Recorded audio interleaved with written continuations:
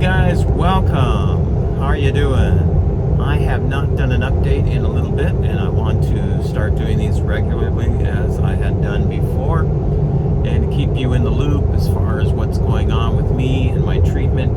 And I think it's just beneficial that way. Now, this one I'm recording, but what I want to do in the future for future broadcasts is to actually do live shows. I think if you and I can come up with a schedule where we can meet either on YouTube or Facebook or both, and maybe even Instagram, I'm not sure. But if we can do that, it would just be, I think, the greatest thing, because especially on Facebook and YouTube, you can do live comments, and maybe we could do that, since my audience is not really all that big right now. I'm telling you, one thing that's happening in the background that you may not know about is that I'm gaining a lot of followers and momentum, and not because I want that kind of thing in my life. It's because I want to be able to reach a lot of people. And so when I have more people on any given platform, to me that's a great benefit. It's something that helps spread the word, so it's a good thing. So YouTube maybe at one time, and then Facebook at another time. We could keep these things like maybe 30 minutes for the what's going on this week, and then Q&A sessions we can do like throughout the week, so or on a given day, but on a different platform, because I think that there is a different audience on Facebook than there is on Twitter, than there is on Instagram, than there is on YouTube. So and there's probably some other platforms that I'm not hitting that would probably be really good to get connected with. But anyway, I'm happy you're here. I've had like a tremendous week. I'm driving home right now. I just got back from San Salvador, El Salvador, and had a wonderful trip there. I'll tell you, the hotel that I stayed at had this great restaurant that had this buffet. That I love buffets, because when you're on a diet, like a therapeutic type diet like I am, you can kind of pick and choose exactly what you want, and take a look and see that the things that you're eating are probably what you would have eaten at home on your own little diet, And so very happy that they had lamb there last night. It was really good. And what else did I have? That's about it. Lamb, and then some little bit of sauce on the side that was made out of tomatoes and peppers, that kind of salsa type sauce. It was really good. I know for those of you that are counting that, yes, some of that stuff has carbs in it. But here's my take on some of the veggies. Hang on, let me take a drink of this delicious Starbucks. Oh, it's so good.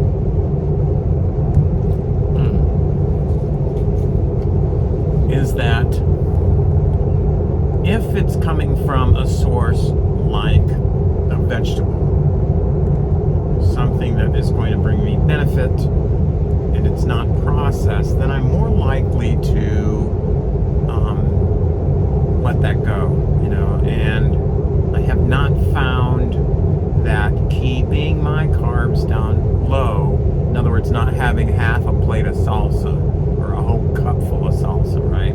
Because I know there's stuff in there, especially onions. Onions are kind of high in carbs. That would like make my glucose jump. I'm not sure if it would. I haven't really done any great studies on eating vegetables and seeing if it spikes. But I mean, for all for everything that we eat and ingest, I'm thinking of all the stuff that it probably would on a small scale. The reason I'm saying to you that I don't worry about it that much is because it's a natural food that's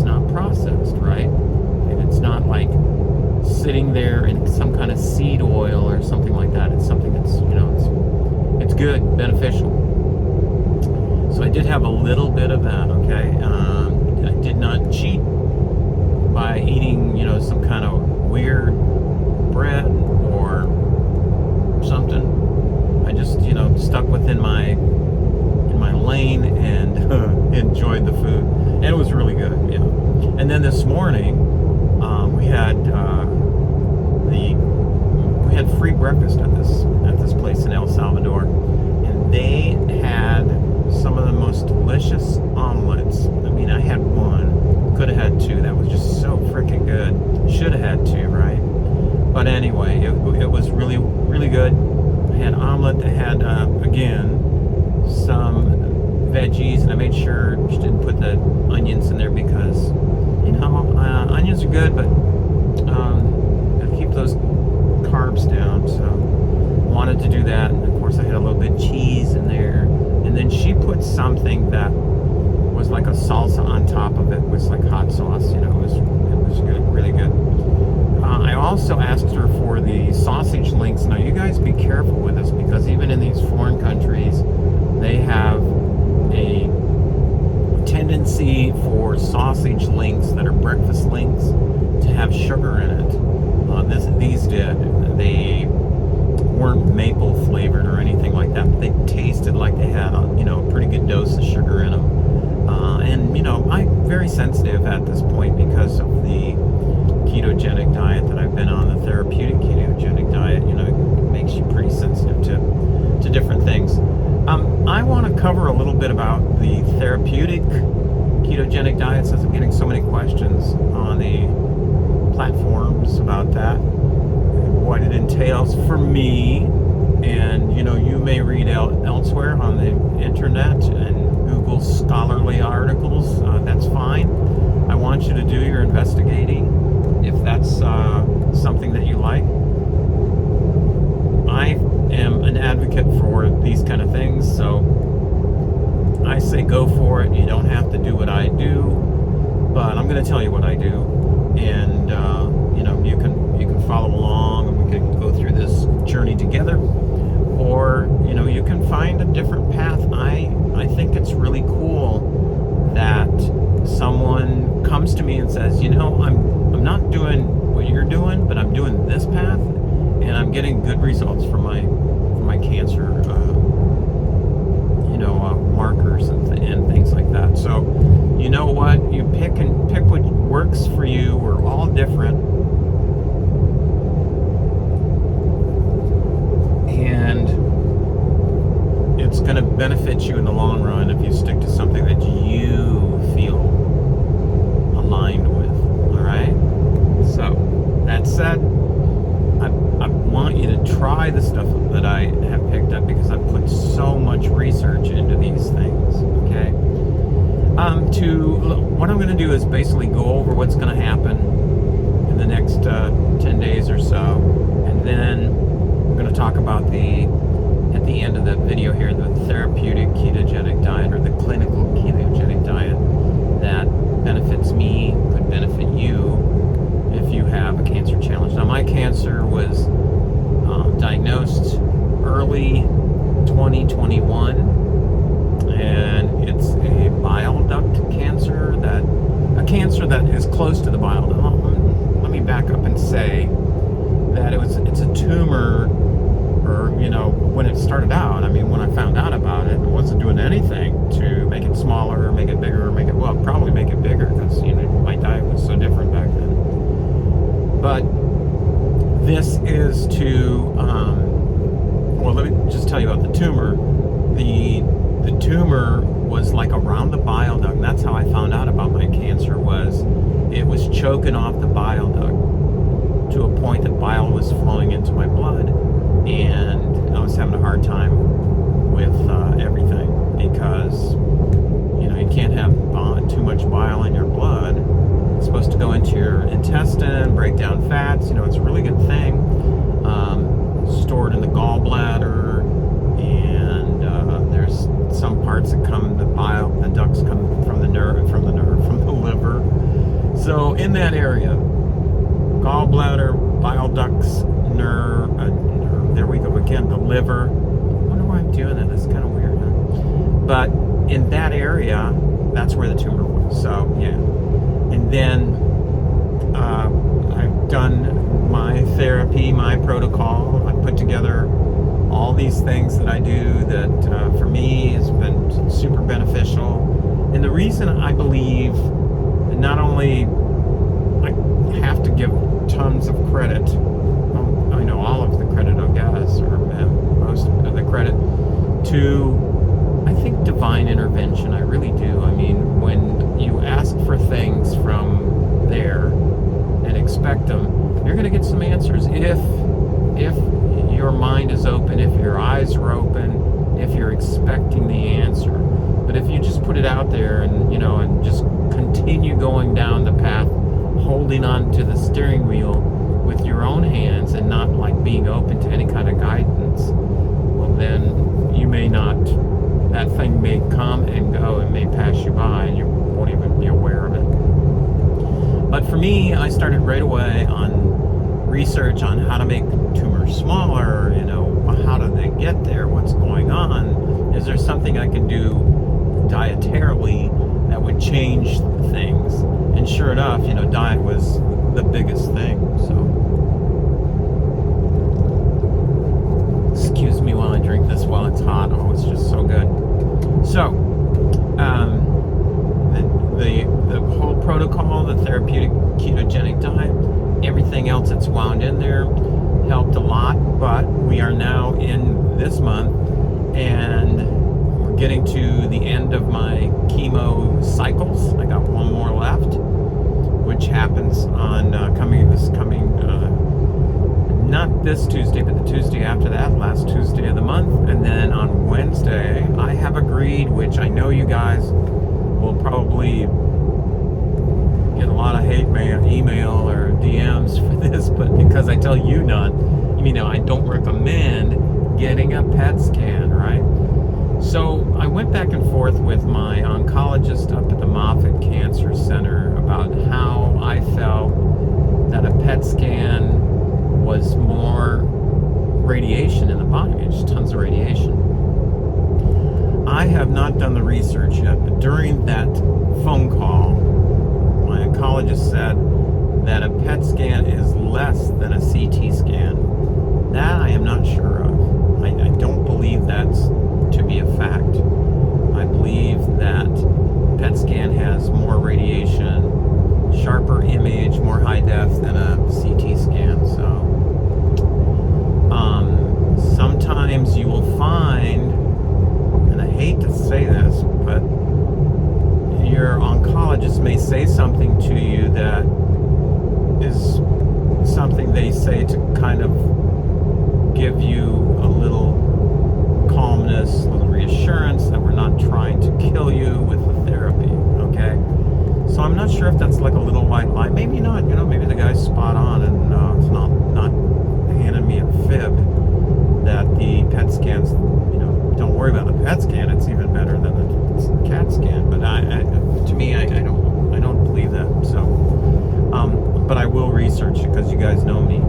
So anyway, that's happening on Wednesday, and then Thursday he will call me and say, "Here's what we found from the PET scan." Now, of course, I expect great, clean results.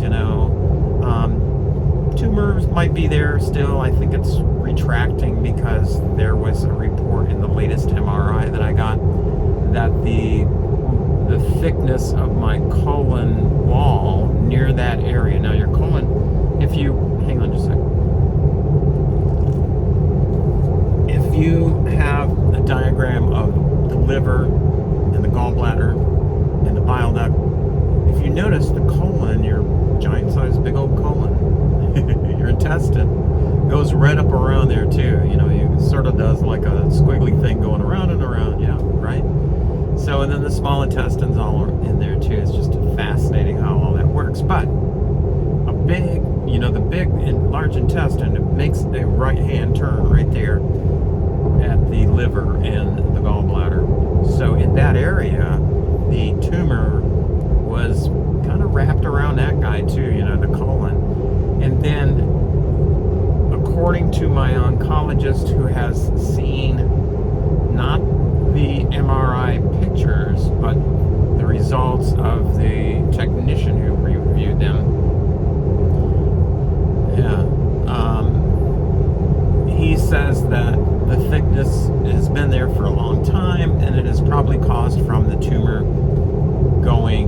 getting smaller, and as it goes smaller, a lot of times where it was attached, it creates scar tissue.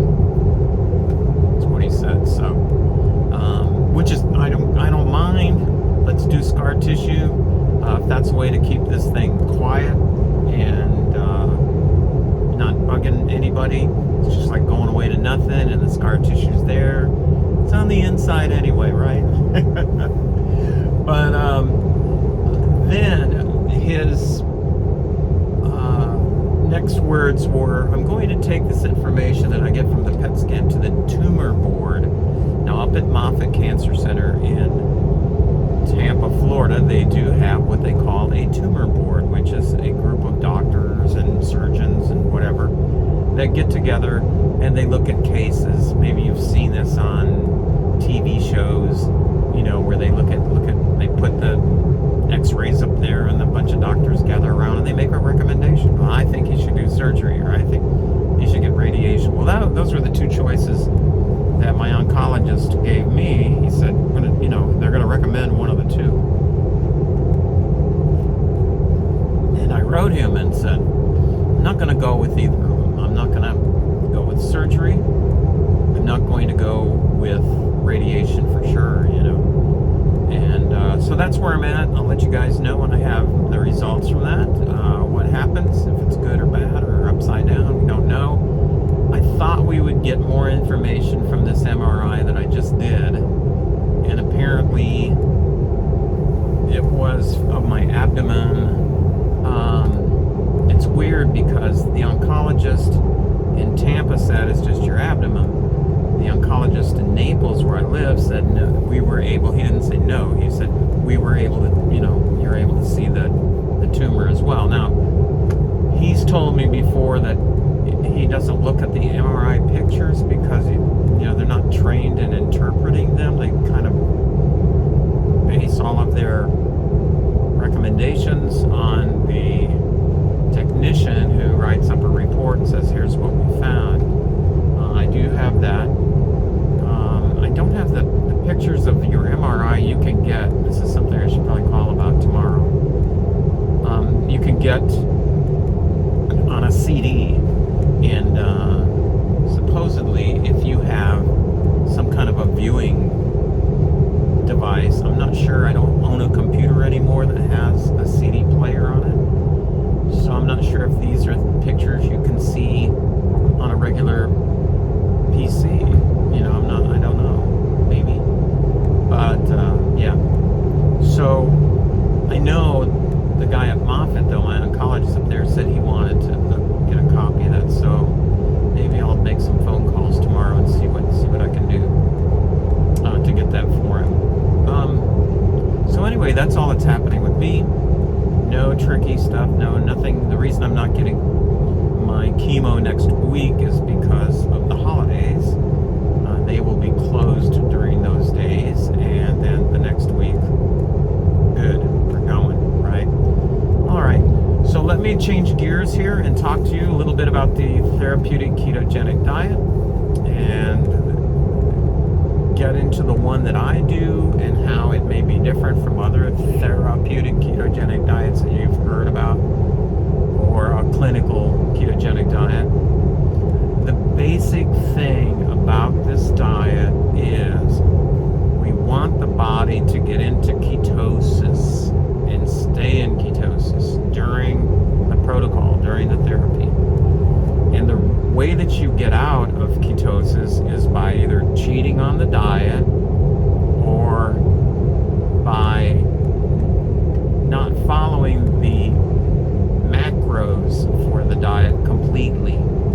I have found in my studies that if I mess up on one of the macros, like go in excess on one or the other or this, that when I do my measurements for ketones are usually lower the next day. That's what happens. So here is the basic premise of the therapeutic ketogenic diet as opposed to other ketogenic diets. Ketogenic diet to lose weight might be like a 3-to-1 ratio, which means 3 fats, 1 protein. That's it. And then for losing weight, usually low carbs, any of your carbs under 50 carbs a day. You can track these things. And if I were you and trying to lose weight, I would go 0 sugar. 0. You can use other products. There are products out there that if you do research on them online, you will find they do not spike glucose. So don't worry about those. I mean, get more than one reference if you can. Some do, some don't. Go with the ones that don't, because you don't want glucose if you're if you're losing weight for one thing, but if you're doing a cancer challenge or diabetes challenge, it's one thing you don't want in there is extra sugar, right? So, the therapeutic ketogenic diet that I follow is a 4-to-1 ratio. So in other words, 4 fats to 1 protein. Now I hear more and more people preach, especially if you're in my age group. I'm over 60. So they say people over 60, 65 should eat more protein anyway, right? These are people that even have a cancer challenge. But for me, I found that it's kind of up in the air, because there is a thought that I heard early on from Miriam Kalamian, who wrote the book Keto for Cancer, that if you go in excess of the protein macros that you should be following for your disease, those extra proteins will turn into sugar in the body. And the way it's written and the way I've heard people talk about it, it sounds like mainly overnight, when your body's doing different things. The liver will take like excess protein, turn it into sugar. Now, here's the thought on that.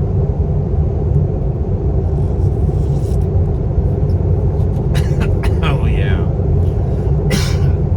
Yeah. The thought on that is that a thing that turns protein into sugar is called gluconeogenesis. So glucose is sugar, neos, I'm not sure what neo means. I guess new, and genesis also means creation, or starts, the beginning of. So anyway, your proteins, excess proteins. Now, if you do a teeny bit of research on gluconeogenesis, you'll find out that it is produced in the body, yes, and the liver can create glucose from protein, but it's only if the body demands it. And here's where it gets kind of hairy, because people will say, yes, that happens, but only if your muscles need it to burn. You do like working out, and your liver sees that you don't have enough glucose in there to give it that, energy. It's the way I understand this, guys. Now, correct me in the comments if I'm wrong. But my thinking is, if a muscle or tissue or organ or something like that can demand more glucose, and the liver goes, I got it, I got you covered, I got some right here, because instead of eating 150 grams of protein, you ate 400. So we got lots of protein laying around here, right? The thing is, why can't cancer cells be that demand? In other words, can they do all kinds of other mischief in the body. Why can't they send out a signal saying that hey, I want some glucose and I want it now, and the liver not knowing, thinking, because cancer is us. You don't get cancer from, it's not contagious. You don't get it from some kind of a bacteria floating around or from some other thing. No, it's our own cells that turn bad, our own cells that start mutating. So this is not something, from without, it's something within. So how come those cells can't be smart enough to tell the liver, hey, liver, need some glucose, and then that happens? Until somebody proves me wrong there, I believe that can happen. And I understand when you guys that talk about the extra protein that we need and all that, you talk about that not therapeutically, but as maybe a bodybuilder or somebody that wants to like put on, you know, muscle or weight or do whatever. On demand, yes, the liver can produce glucose for that. I know that happens, right? But as far as going in excess of the protein on your therapeutic ketogenic diet, I don't think it's smart. I think you just as well could be feeding your cancer cells this way. So, and there's two chains of thought here. One is Dr. Walter Longo, who says we don't need as much protein as we think. And then there are others, Dr. Ted Naiman for one, and many other doctors, and also nutritionists who say, who I follow, that we don't eat enough protein. I was just listening to a podcast with Dr. Mindy Pelz, and I think Dr. Pelz is I'm not sure, I'm thinking she's a chiropractor, but she may not, she may be something else. But she's gotten into this whole thing with fasting, and she's good, and she's studied it so much. But she had on, I believe this guy's a nutritionist, and he's saying that no, we don't need near as much protein as we should, and it's an issue not only with humans but in the animal kingdom. They don't. So I don't know. But all I'm saying is he was not talking about cancer people that are using a ketogenic diet therapeutically. So what does it mean? People go, send me a link, tell me how it works. All right. So your body uses a few things for fuel. It will use glucose, carbs. Jeez, I want to get out of this. For fuel. And it also, carbs turn into glucose. Glucose is a fuel the body can use up very well. Not very efficient, because carbs just kind of burn in your body really quick. And you're burning those carbs, and then you're out of fuel. Right? And then you have fat. Yeah, the body can burn fat as a fuel. As a matter of fact, fat is probably the most efficient fuel your body can burn. Yeah, why? Because think of it, it burns slowly. I mean, even if you have like, if you're using oil, fat as fuel for fire outside, out in the open here, you'll notice that thing, a long time ago, they used to make torches, before we had like electricity. And the torches, they would like wrap like cloth or whatever that was soaked in oil, because that would burn slower, more efficient. It could burn bright. Not as bright as like if you put gasoline on there or something like that, or paper, which would just go poof, and you're done. But it did pretty well, and man, that'd been going on. I remember growing up as a kid in Brazil on the Amazon, we had kerosene lamps, kerosene as an oil, and there were some oil burning lamps as well, like would burn almost like a diesel, very heavy oil. So kerosene is heavy. If you feel it on your fingers, it doesn't evaporate very fast at all. It's heavier, much heavier than gasoline, and burns well. So, and it's burns better than other fuels. So just think of it in the body. If we're burning, if your body is using that, the mitochondria is using that as fuel in that cycle where it takes stuff from your stored energy, which are your fat cells. use that as fuel, man, that's great stuff. Great stuff. Okay, so another thing that burns fat efficiently is your brain. Your brain is like made up of a lot of fat, and it can also, the cells up there can use fat very efficiently. Ketones are fat. They are cells that they are a ketone is a unit of well, let me think about this for a second here. We measure things in ketones.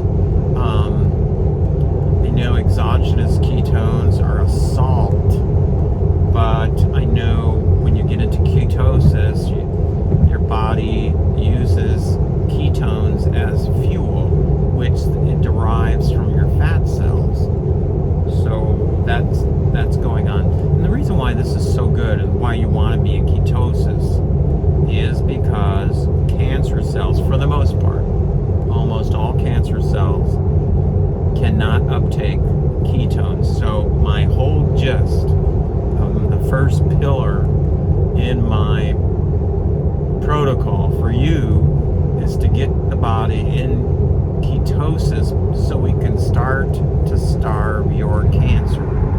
And the other thing it does is it brings all the efficiencies of burning fat into your body, which is a magnificent thing. You know, your body can heal itself. Man, your body is just so wonderfully and just miraculously made that when you give it the right stuff, man, it's harmony happens, right? And beautiful things. Really need to fix this. This is I-75 in Florida. Really need to fix some of these potholes on this road.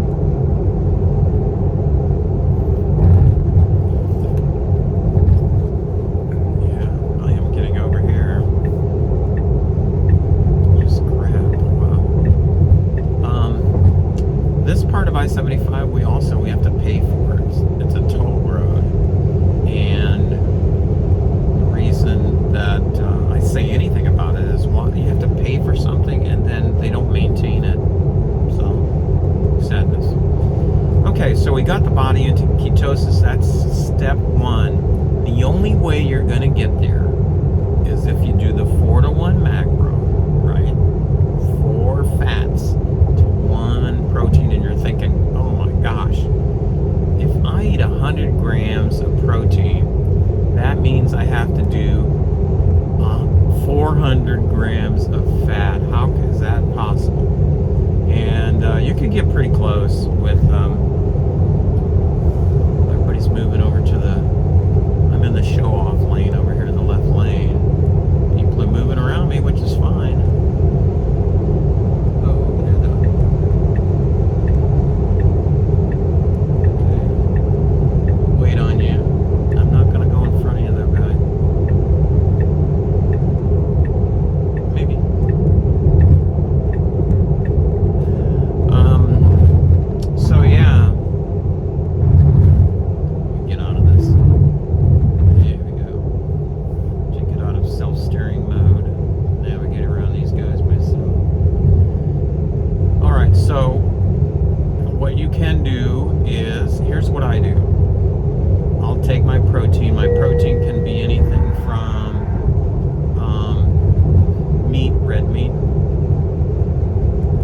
Chicken's very high in protein. Turkey, fish, these animal proteins I think are best. There are some people that do a vegan type of diet with the ketogenic diet and do very well. And sometimes it's hard for them to hit the protein macros because, you know, some plants don't have a whole lot of protein in them. But I've heard some people say that a pescatarian diet is the best for this, and there you would get your protein from, you get your protein from like garbanzo beans and stuff like that, and then also the fish,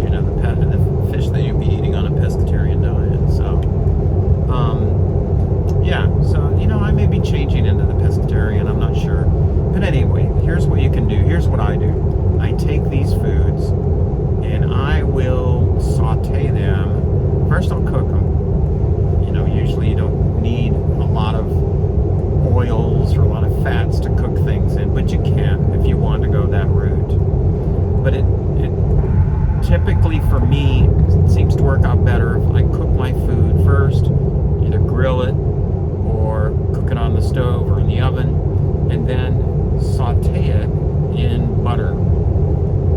Butter has like 14 grams of fat per tablespoon, and you can like go wild with the butter. Butter tastes good. You can use other fats as well. You can use pork fat.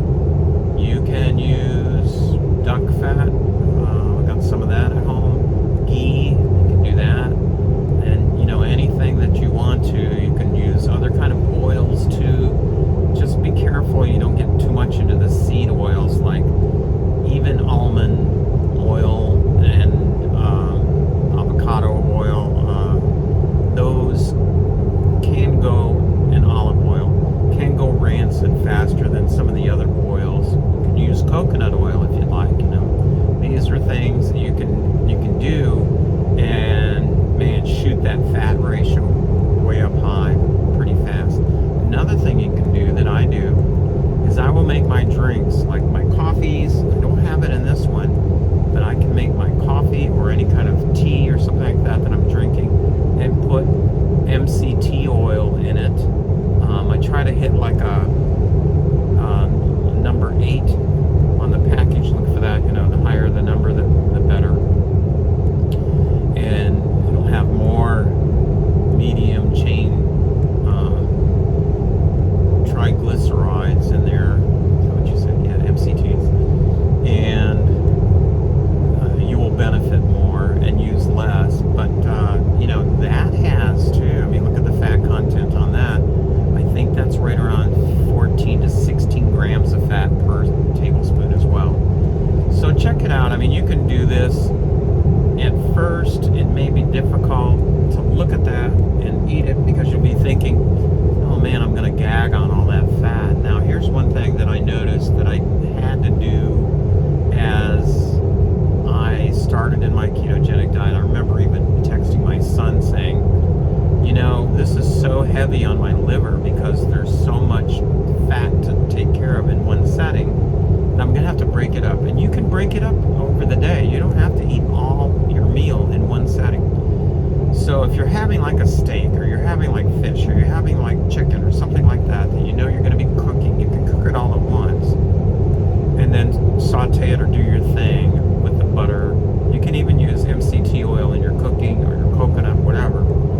But then partition that meal into like two servings, right?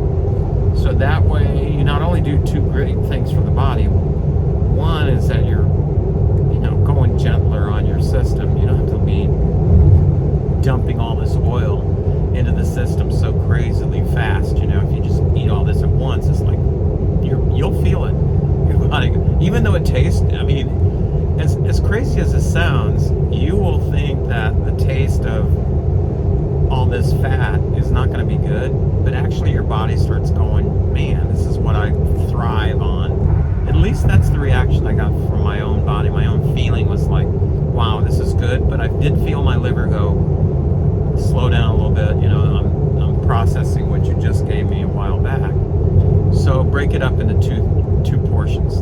The other thing that happens that is crazy good for you is that you are giving your body 2 or 3 servings, depending on how many times a day you eat, of protein per day, and then that's easy on the liver too, because you can make it assimilate that protein into your muscles easier by not giving it all that work to do in one setting. Okay, so that's the basics of the therapeutic ketogenic diet. For me, my macro for carbs, probably blow you away, is 12. I only allow myself 12 carbs. I try to count everything from avocados to onions to everything. I count total carbs. I don't do the fiber thing where you like subtract fiber grams from the total carbs and get like net carbs. I don't do that. And then for calories, as you are starting out, I know the thinking is low calories, the better, because we have found that shrinking cancer cells typically works better on low calories, right? Like a smaller diet, smaller portion. The places you'll be able to cut out this is if you start lowering the protein a teeny bit, then you can lower the fat, because a lot of the calories are from fat. Fat burns efficiently, and there's tons of energy in fat. So what you want to do is eat all this fat, get your body burning fat. Your body will start burning your own fat and the fats that you feed it, and you get your body what's called fat adapted. You go into your chemotherapy session and your cancer cells will be so hungry they will uptake chemo, helps kill them, and just great things will happen. You get a lot of good results from that, right? So I hope this has been useful to you.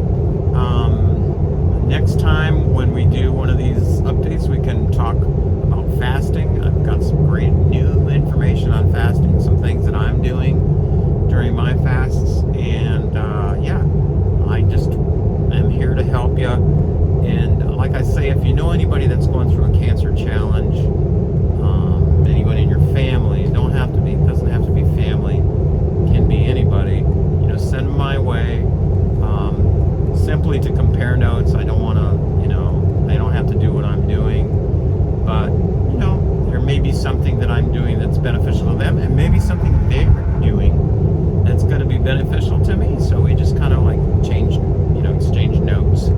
I got a friend in Brazil who has metastasized cancer throughout. After she did radiation, it kind of went wild and went all over.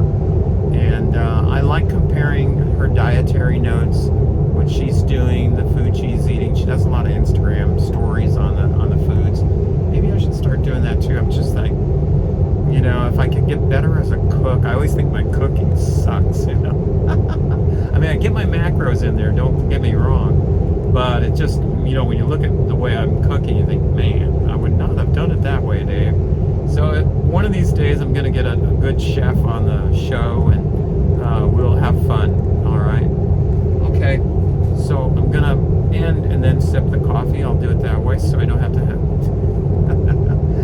But coffee's totally great on the diet. If you don't do coffee, you can drink other beverages as long as there's no artificial sugars in there, or no sugars, or no carbs, man. Stay away from